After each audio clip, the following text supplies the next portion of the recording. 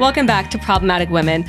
This week, President Donald Trump has gotten really serious about the America First agenda, setting his sights on the Somali community, narco-terrorist vessels in the Caribbean, and the Afghan community following a tragic shooting here in Washington, D.C.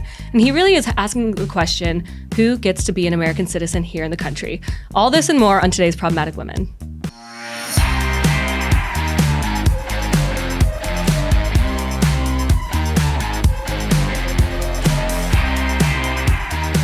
Welcome back to Problematic Women. I'm Elise McHugh. I'm Morgan. And I'm Virginia. And Angelina, we are so thrilled to have you with us. You have been interning at the Daily Signal for 3 months. Yes. That flew by. They totally did. And so much of the amazing content across the Daily Signal's social is because of you. You have been working behind the scenes for months and even on this show to make it all look amazing and get all of our content out there. So thank you for all of our hard work, for all of your hard work, and also for the work that you've done in front of the camera. Yes. You had a great protest debut. Oh my goodness. Yes. It's like the deep waters for any journalist. So, interns are like, great, we're glad you're here. Now go cover a protest. Yeah. So 3 months after your internship, it's been 3 months into internship. It's almost over. What do you think? Did we do a good job with you? Oh my gosh. There is no better place to intern than the Daily Signal. I totally believe that. There was never a moment of free time it felt like, but it was always doing things that were so interesting, from helping with problematic women to going out on the street and interviewing people to seeing congressmen's responses to our reporters. It was just truly amazing to dive headfirst into all of this, and it's an experience I'm never going to forget. So thank you guys. It's been an honor. It's been so much fun having you. And tell us about your on-camera experience, because you had a very viral clip this semester. Oh my goodness. Yeah, so Tim, the digital media guy, decided to take us to No King's Day. So fun. What better way to spend your Saturday? Literally. It was great. And we went down there and we decided to interview all the crazy protesters. And one lady in particular, you would have never guessed it. She looked like a nice older woman, but she had some very interesting comments, sad comments to say about Charlie Kirk, equating him to Hitler.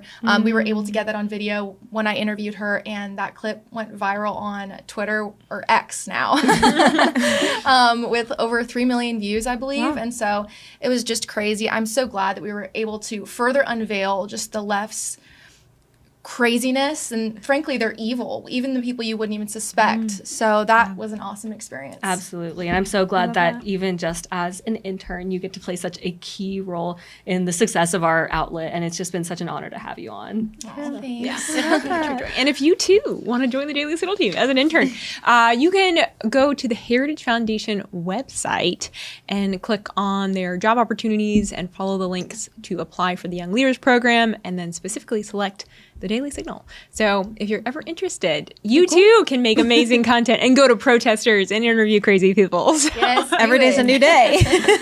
And talk about crazy people. We had so much go on here in Washington, D.C. with the Trump admin. Very tragic things happen here in Washington, D.C. So we're just going to dive right in. First off, Thanksgiving Eve, we didn't get to talk about this, but there was a tragic shooting of 2 National Guardsmen from West Virginia here in front of the White House by an Afghan national. Unfortunately, 20-year-old Sarah Beckstrom had died from her injuries, but 24-year-old Air Force Sergeant Andrew Wolf sustained injuries, but he seems to be doing a little bit better. Slowly, yeah. And this story, the more that we uncovered about the suspect, it just really brought into the national conversation, who should we be letting into our country? Not even just the specifics of, how are we going to do this, and what number of people from this place, and what should we ask them? It was just who gets to be here, period. Yeah, this was honestly the straw that broke the camel's back, because this is a question that the Trump administration has been grappling with really since day one,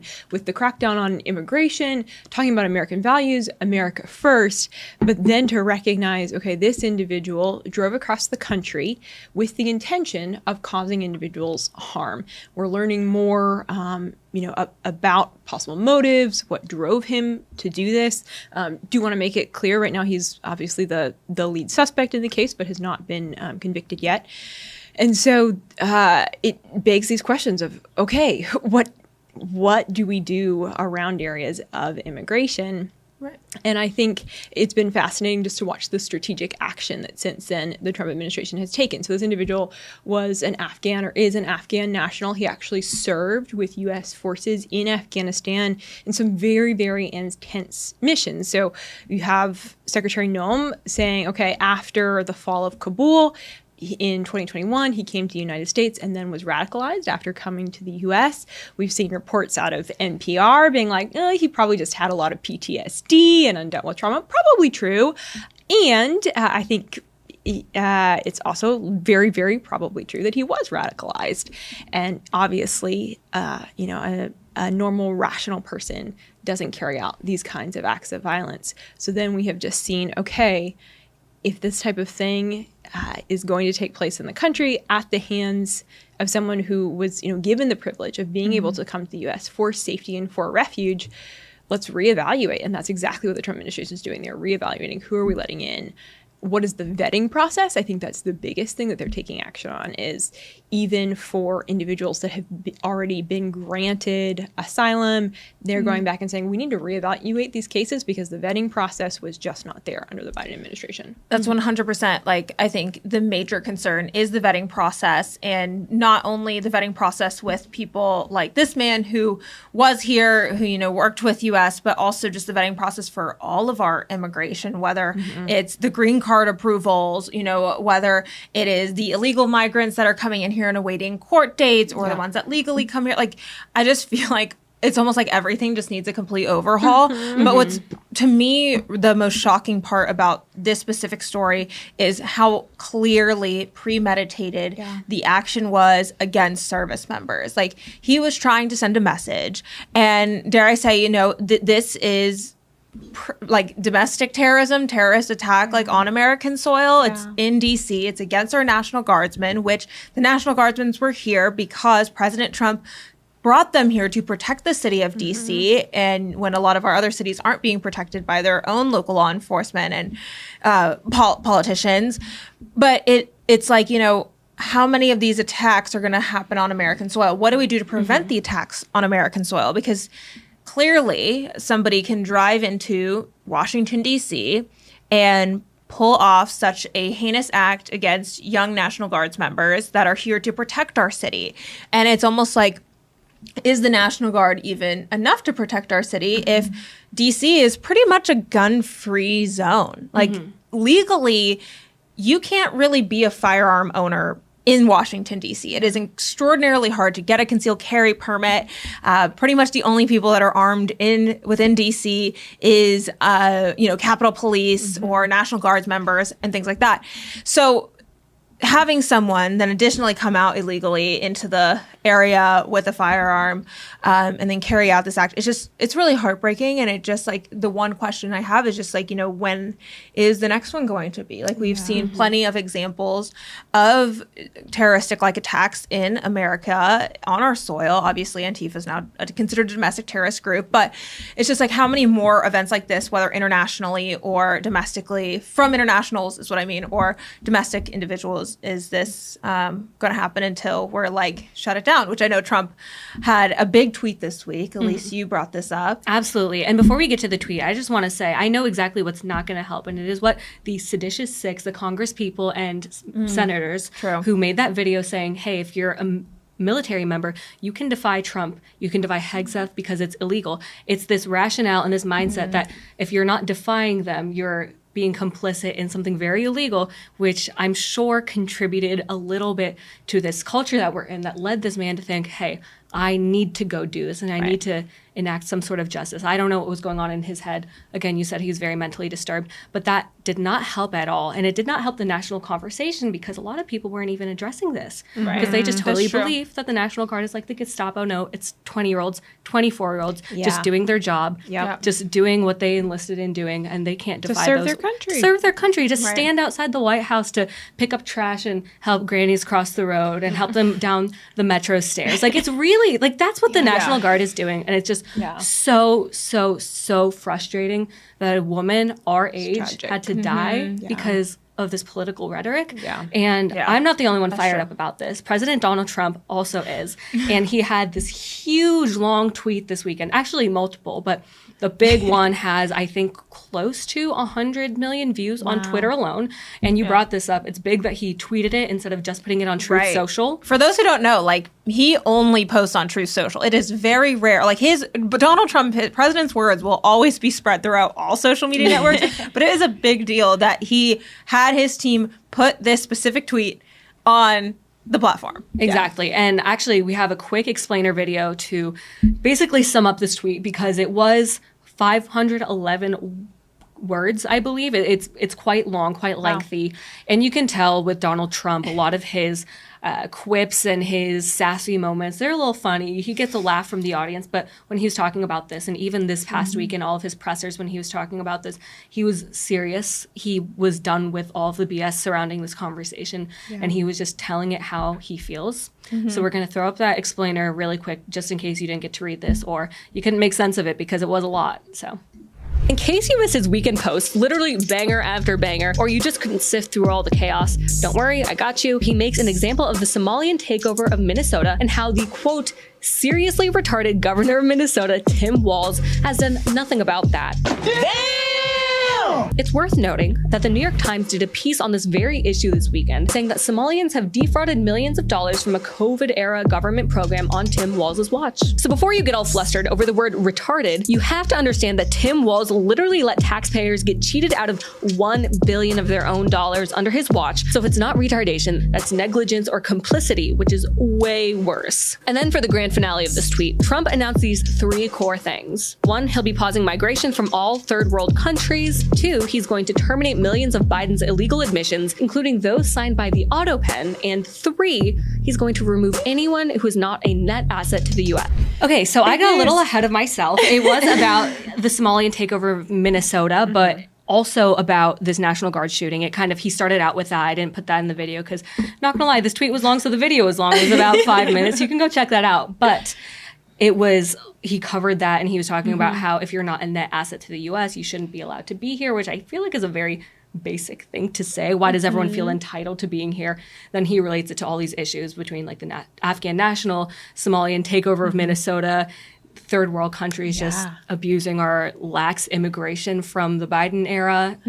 Thoughts? Well, that third point you made, that Trump's saying, okay, we're going to stop immigration from third world countries. So everyone's like, what does that Up mean? in Because there's a arms. lot of countries that could fall in that bucket. So what we saw this week is that the Trump administration announced 19 specific countries where essentially all applications for immigration, whether asylum, green cards, those are all being paused right now. And these are 19 countries that were already kind of on this list of nations that were determined to be high risk for the U.S. So we already had either pretty complete or partial restrictions on immigration, but these countries include Afghanistan, Myanmar, formerly Burma, Chad, Cuba, the Republic of Congo, Guinea. Wow, some of these are hard to pronounce. Haiti, Iran, Laos. I know. Which I feel bad. Like, man, I need to have better geography on Africa. Libya, Sierra Leone, Somalia, Sudan, Togo, Venezuela, Yemen. There's quite a few more. So lots of countries. And there's a possibility, we've heard rumblings, there's a possibility that more are going to be added to this list. But this is a list of countries that have already been identified as high risk to the United States. And so it's like, all right, let's start there. And I think so much of the motivation here is we need to get our house in order. Yes, there may come a day where these individuals are once again allowed to come into the United States, but things are not under control. Let's pause, let's get it under control, sort it out, and it goes back to that vetting process. It really does. What do you think about all this? I mean, you're spending your summer in D.C. and then he's stopping immigration from third world countries and calling Tim Walz retarded. Like, what is this like? It's about time. That's how I feel. I feel like my generation is just sick of the lies that diversity is our greatest strength. We've seen time and time again that people who come into this country who are unvetted and who are unwilling to assimilate are a threat to our democracy. These people don't care about our morals and values. Not only do they not respect Christianity, they're actively fighting against it. And whatever way you want to say it, America was built on Christian morals and values. And so when we see people from Somalia coming here, or people from third world countries that are dangerous coming here, they're not assimilating, so no wonder they're causing issues for us. So I think, yes, let's pause it. We should have done it long ago. Let's get our house in order, and one day we can open things back up with a stricter code that makes sure that people who are coming here are strengthening our country, not weakening it. Right, which even like a lot of the immigration programs, like even H-1B visas and other work visas where people are coming here under the guise of, helping out our country, really aren't doing so, and also aren't assimilating. Or, you have people overstaying their visas to where then it turns into an illegal immigration problem. And I mean, you hear this coming from Caroline Leavitt, press secretary, even Kingsley in the Pentagon was saying, immigration without assimilation is invasion. This is something that we see time and time again. Like conservatives, we continue to speak about it, but it's true. And when you look at this list of countries, the one that sticks out mostly to me is Somalia. We see Somalian migrants hitting Minnesota like flocks of geese, genuinely. And I keep seeing videos surface of these communities where there is practically zero assimilation. Like you are not seeing mass, Somalians converting to Christianity. I mean, yes, we have freedom of religion in America, but I mean, these towns are being overrun to where it is becoming a mini Somalia. And it honestly is really concerning. There was even a video of some Indian migrants that were in a small suburb in the state of Texas, and a man was sharing how it has made his family very uncomfortable just because they're completely outnumbered in their community, and their community is vastly shifting. Values that are shifting in those communities that are no longer what American values are. I do think it's really scary. And I know you brought up the fraud that's going on in Minnesota, and I think we're going to continue to see more layers peel back of really what is going on in our country, not just with immigration, but with how these immigrants are now abusing the American systems and are staying here illegally, or they're coming here under a green card, but just abusing Americans. Definitely. And abusing your local community. I mean, a huge story this past week came out of the New York Times where they uncovered, and honestly, first off, I'm very surprised that the New York Times had something critical to say of Democrats and Tim Walz. So good for you, New York Times. Only time I'll say that. But they had this story that said the Somalian community in Minneapolis or Minnesota in general, they were defrauding taxpayers out of, I think, $1 billion through different technicalities, COVID-era programs. And this was all going down under Tim Walz's watch. And he either didn't know about it, which, like, how do you not know that's happening? Or he just turned the blind eye because he is a friend of the community. I mean, he proposed or actually redesigned the Minnesota flag, and it oddly looks like the Somalian flag. You have Jacob Frey saying he's so proud to have the largest Somalian community in Minneapolis. So it really is no question how these things are allowed to happen and how they're able to get away with it, because these liberal tendencies, you let people get away with it because you don't want to get canceled, or it's woke, or it's the kind thing to do, but then it's really coming at the cost of the community of actual Americans. Yeah. Well, I think the undergirding factor here, and we've mentioned it, but is this element of maintaining essentially what America is. And we kind of throw that around of, for all these individuals coming to America, they need to assimilate, because if they don't, our country becomes like their country, becomes third world. And then why come here? Just, there is no reason to come to America. This is just like any other country.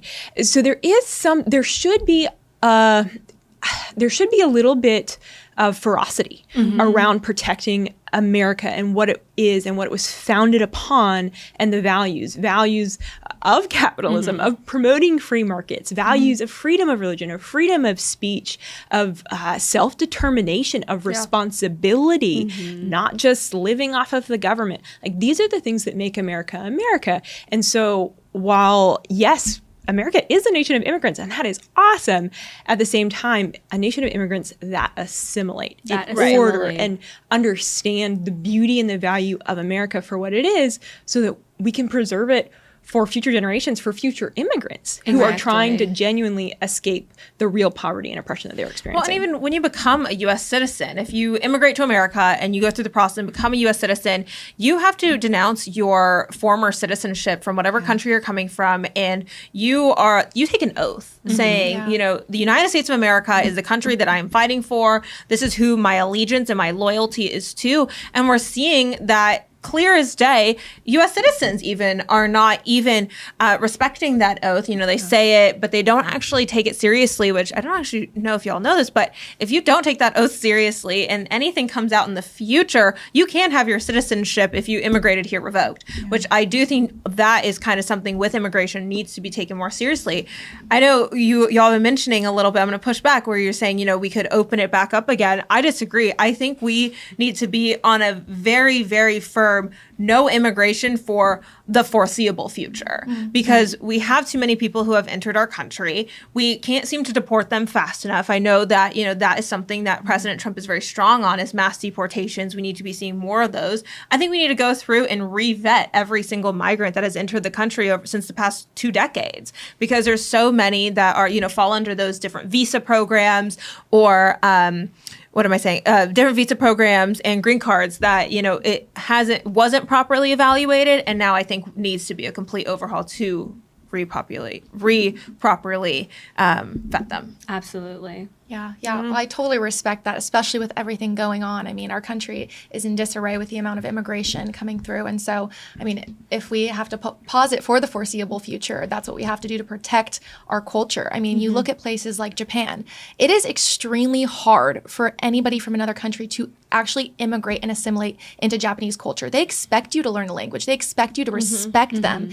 You don't see Americans moving to Japan disrespecting their culture. Right. Yet it's somehow allowed that when you move to America, you don't have to learn the language. You can live off our government. Have you seen these whatever podcast videos of the host Brian asking these girls from other countries if the United States and Mexico went to war, which country would you support?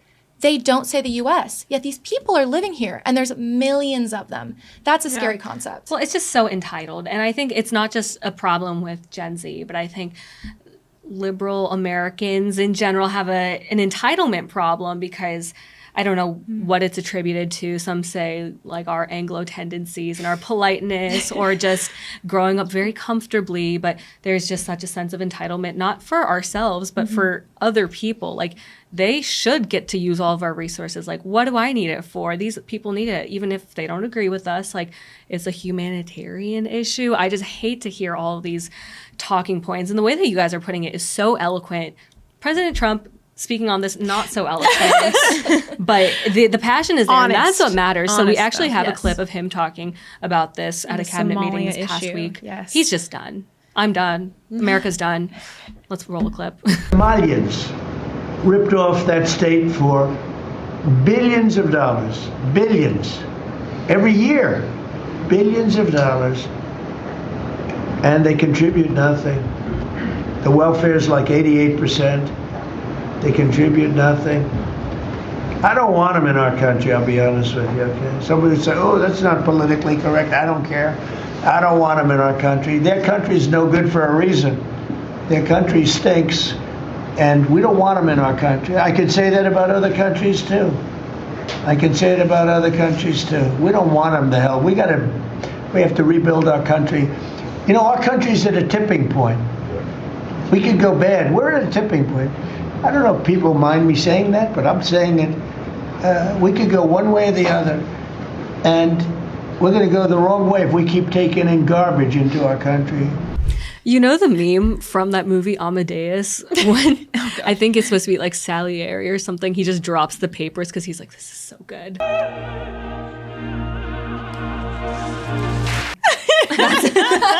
That's how I feel watching him talk about that.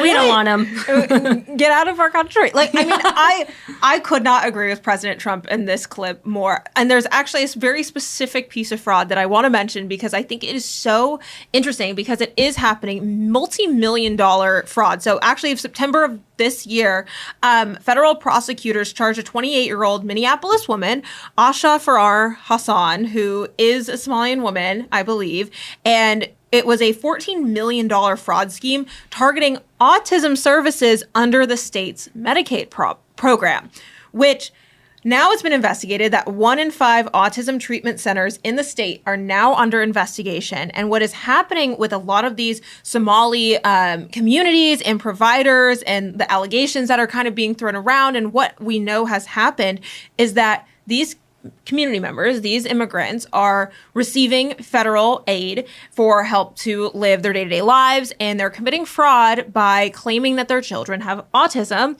and in turn receiving more money and more benefits for their family.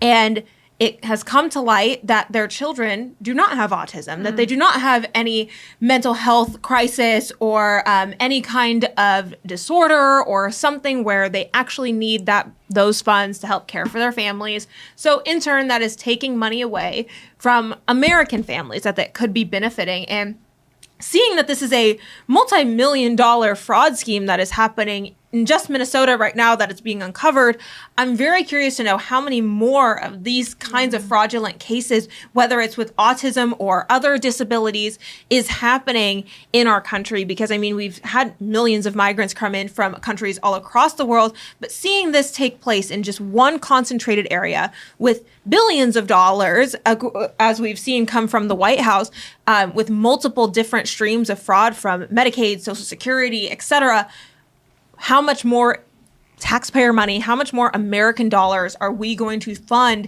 and put towards migrants who could not care less about the American people? Exactly. Yeah, it's concerning. It's very concerning. And at the end of the day, this is all just about protecting Americans. The homeland. Protecting the homeland from within. But also, the Trump administration has been dealing with a lot of protecting Americans outside, That's right. specifically in the Caribbean. So I'm going to push this over to you, Virginia, because you have done some extensive, amazing reporting on this. I don't know how you have time to sleep and be sane or drink coffee. We're all on the run a little bit. No Walk one's us through busier than this. President Trump on this. Yeah. But right. So, of course, under the Biden administration, we saw mass illegal immigration on our southern border. This was drugs and people. Since Trump took office, closed the southern border, no illegal aliens are coming across and then being released into the U.S. That border is closed. So what does that mean? The cartels cannot smuggle drugs across the border. That's a major hit to their bottom line. They are hemorrhaging money like crazy. The cartels are a business. So they are increasing their smuggling via water. They've always smuggled via water. This isn't new, but they smuggled drugs through the Caribbean, through the Pacific, both to the U.S. and to Europe. They've upped that, and that was expected. It was anticipated. And so in response to that, the Trump administration is saying, okay, we'll target you in the water. And that's exactly what they're doing. They've carried out more than 20 strikes on narco vessels and killed more than 80 alleged narco terrorists. Now, what we've recently seen, there's a lot of pushback, specifically from Democrats, some Republicans as well, who are calling into question the legality of these strikes. Saying it might escalate it into war, something like that. Exactly. A lot of these are being done in international water, and there's just a lot of questions. And at the end of the day, the bottom line comes down to the Trump administration is carrying this out because they're trying to protect American lives and send a very clear message to drug traffickers. You have no business bringing those products to our shores, and think twice. I mean, you gotta love Pete Hegseth. He has not minced words. The message has been very clear. It's not just implied. He said it. We're gonna kill you. We will kill you. We will kill you. And I quote. So it's not only an action to truly protect American lives and eliminate these drugs, but that's powerful to actually have narco terrorists think twice before they volunteer to get in the boat. Absolutely. It's a big deal. And this, of course, then we have seen Franklin. Franklin the turtle. Franklin the turtle. Which I didn't know was Canadian until this week. Oh, I actually didn't know that either. Yeah. Franklin's Canadian? It's a book from Canada. Does that make us feel different about Franklin?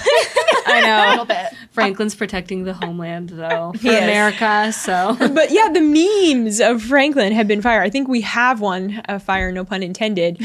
But this turtle, Canadian turtle, I guess. Children's book character. Children's book. Beloved children's book. Put some respect on Franklin's name. Yeah, that is essentially, carrying out and showing showing children what the Trump administration is doing. Maybe not in reality children, but sort of. Pete Hegseth posted, it's like an AI cover of the books. And the books are very much Franklin shows children a story, a lesson. Like Franklin learned to tie his shoe. Franklin helps grandma cross the street. Franklin, like, I don't know, shares or something like that.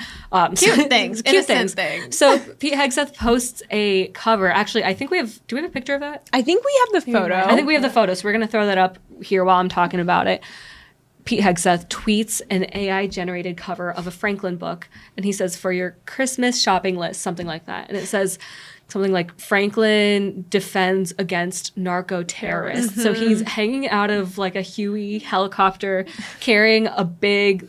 Like an M4. Like I don't know the name of the guns, but narco-terrorists out of shooting the these water. terrorists in the water and The boats. It was so Well, so and funny. it's like, yes, relevant given the past like 3 months of these strikes, but also timing even more interesting being that this week really under scrutiny after we had the report out that on September 2nd, the U.S. carried out a strike on one of those boats, saw that 2 of these individuals who were in that boat were still alive, and then carried out a second strike. And there is lots of oversight right now over, okay, who gave that order? Was that legal? How did that happen?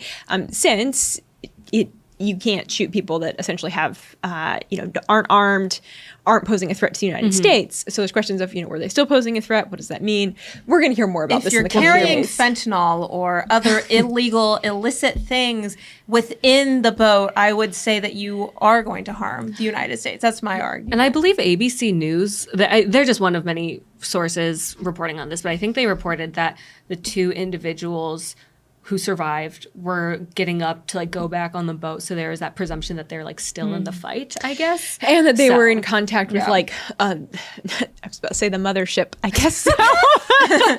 But with like another boat that they were ultimately sort of like reporting to. And so, I mean, it's all a network. I think that that's what people need to realize, that when it comes to domestic terrorism or terrorism outside of the U.S., it is a network. This is like we're dealing with cartel members. This isn't just, my family's out boating and we're like hanging out in the Caribbean. Like some fishing in the Caribbean. These are terrorists that are smuggling things and people into the United States illegally, having the intent to break our laws or entering our waters. And I think that's what needs to be shown more light to, because I can understand the like empathetic side of, yes, these are strikes that are being taken out and people are dying, but also, like you said, those people know what they're doing when they're getting into that boat. They know they are breaking U.S. law. They know that they are smuggling things into our country, and it's illegal and it's wrong. Yeah. So that's why I really don't have a problem with Pete Hegseth making a meme about it and posting about it on social media, because it's like, that's so wrong, or killing people. You didn't have to smuggle drugs into our country. And that's the same attitude I also bring to DHS when they do their edits online. If you haven't seen these, they're so funny. Whoever's doing that, I think I know who it is, but great job. It's so funny.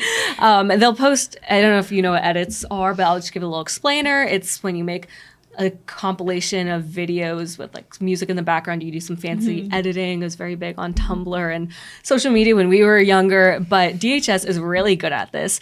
And they know how to get attention by not just using like stock photos and stock music, but they use real videos of them deporting illegal aliens. Their crazy faces and reactions, and pairing that with popular music. So they've done that with Taylor Swift, Lana Del Rey, Olivia Rodrigo, and recently with Sabrina Carpenter. She has this one song called Juno, and in her concert, she kind of says this line, "Have you ever tried this one?" And she acts out a sex position. It's really gross.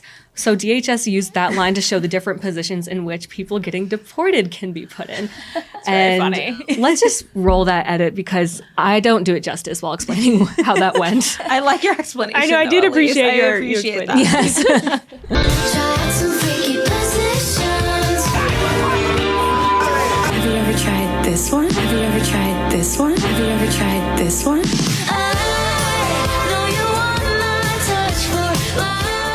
Streams of Juno up around the world. Like, that is so funny. But Sabrina didn't find it funny. No. And she replied with a tweet.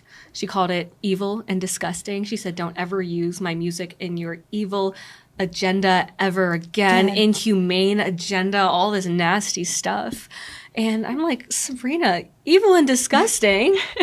We're deporting criminals. What about the criminals? What about your music video at a Catholic church? You actually brought this up to me. You saw someone draw a comparison and how she's super hypocritical on this. Yeah, Colin J. Sharp replied to her saying, "This video is evil and disgusting. Do not ever involve me or my music." He replied, "You used a Catholic church to film a music video laden with sexual innuendo and then defended yourself by claiming Jesus was a carpenter too. You have no right to call things evil or disgusting." And I just think that hits the nail on the head of these celebrities cherry picking what they feel is evil when she's just blaspheming God. And then she wants to go and say that ICE deporting criminals is what's bad. And I also really don't appreciate that she does. I mean, she's such a sexual singer. That's her shtick. If you like, you should know that, and you should choose not to listen to her if that really bothers you.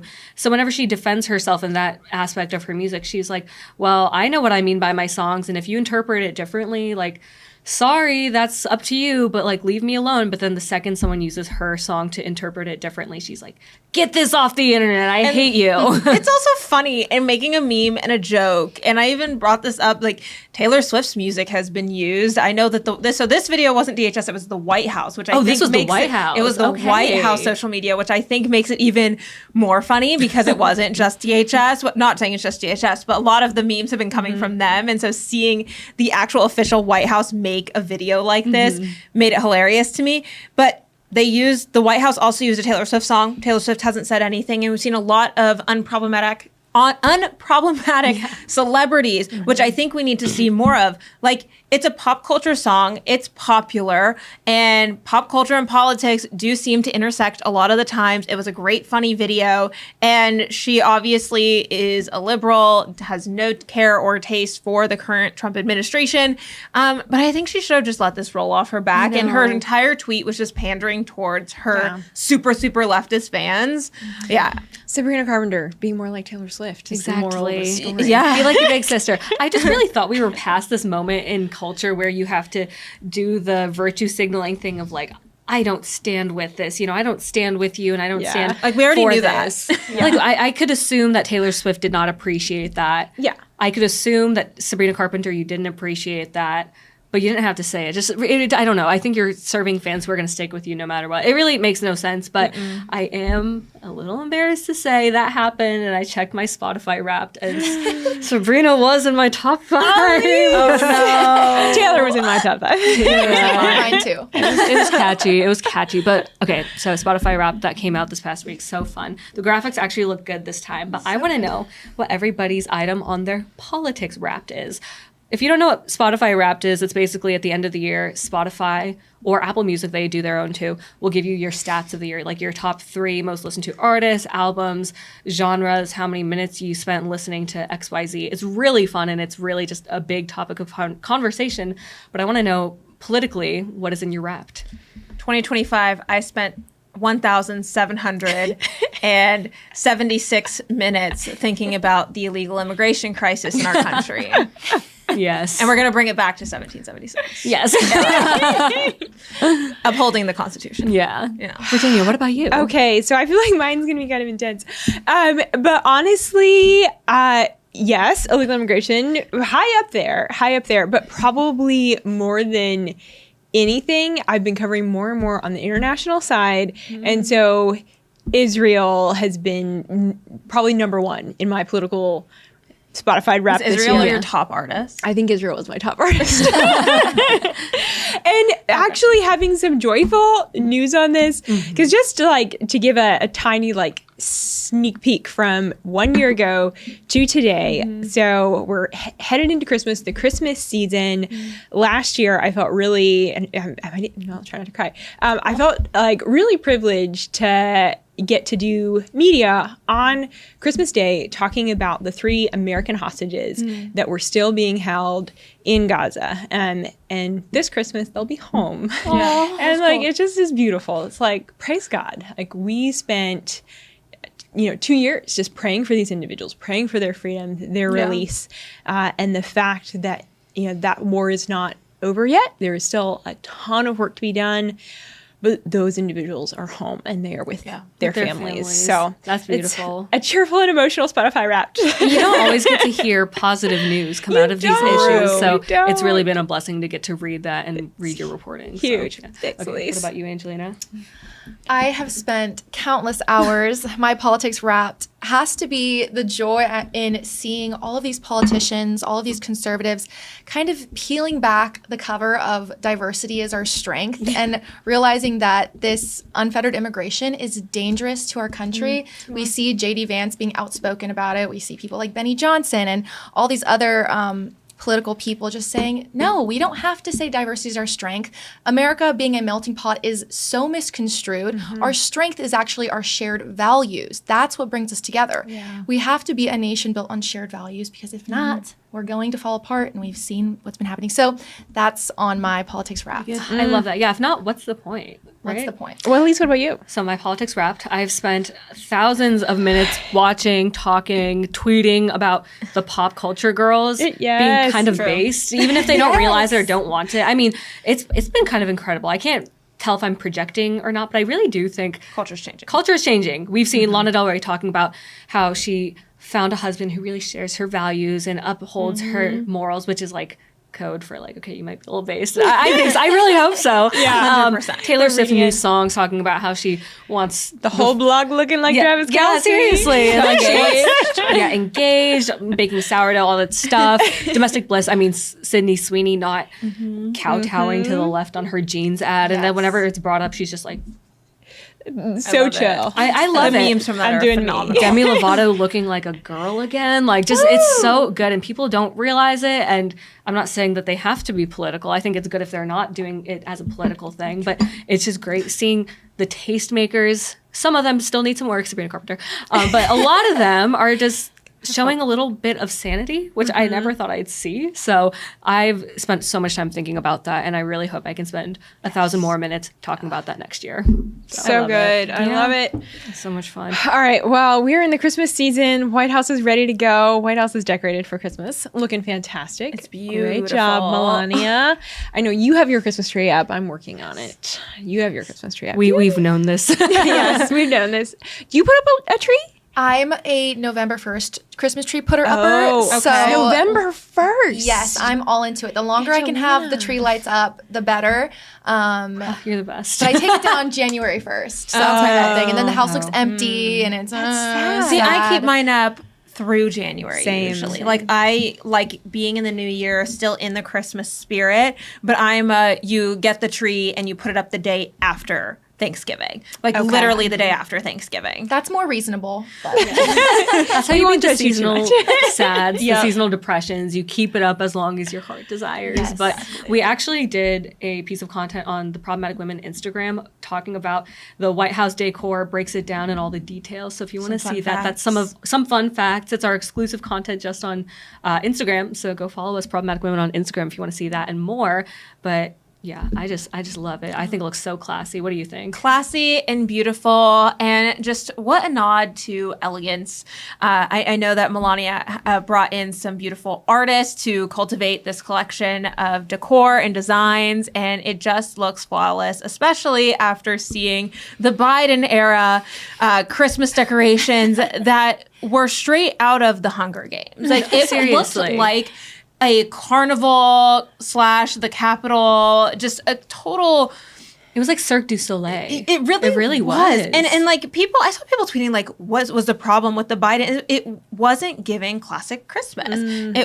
And I want to note that there is no Christmas without Jesus. Yeah. And there are a lot of just beautiful images and testaments. Even there's a tree dedicated towards Gold Star families. There's an entire butterfly tree, which is incredibly beautiful. But it's like the Biden White House Christmas, to me, it was more of a laughing joke. Like, it was like Christmas was like a laughing stock out of these designs. It was like rainbow and weird and circus. Yeah, wasn't a fan. I didn't like it. Melania's Christmas, I am a fan. Yeah, so good. As we kick off the Christmas season, we'll have a question on the Problematic Women Instagram this week about When is appropriate to put up the tree? I feel like that might be one of our most controversial questions we've ever Out of all the ones, that probably is. I want the exact Probably. date that you put up your Christmas tree. I'm saying November 10th.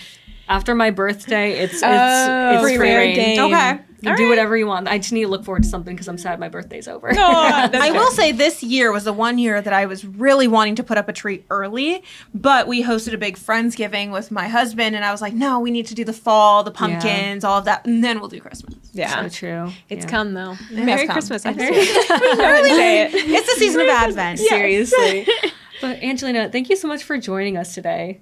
It's been so much fun having you. How can we follow you in your future endervors? Oh, you guys are so sweet. If you want to check out anything I'm doing, my Instagram is Angelina Talks, so you can check me out there. And sometimes I go on debate shows, so that's fun. Yeah. Sometimes I just share my thoughts on different political issues. But thank you guys so much. It's been such a joy being on this episode. I feel like I got to pinch myself. Yes, we'll link all of that down below so everyone can follow you and your amazing work and potentially some videos on big platforms too. So that's exciting. Big things to Yeah. come. Thank you. Well, follow. Make sure you hit that follow and follow Problem Women on Instagram as well. And we'll see you right back here next week.